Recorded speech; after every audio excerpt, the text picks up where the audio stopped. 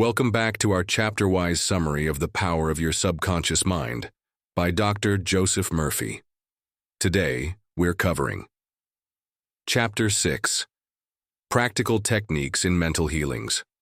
This chapter gives us tools, real techniques, to train the subconscious and create change in our lives.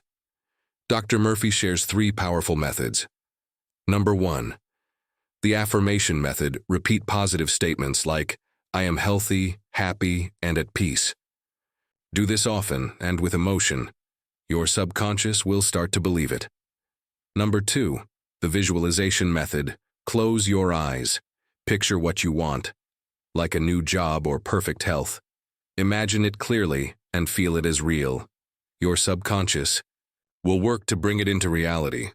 Number 3. The sleeping technique. Right before sleep, your mind is relaxed. It's the perfect time to impress ideas on the subconscious. Think of what you want, not what you fear, as you drift off.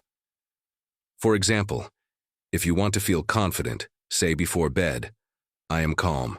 I believe in myself. Over time, your subconscious will absorb this and help you act with confidence. The key is repetition and belief. Speak it, visualize it, feel it, and let your subconscious do the rest.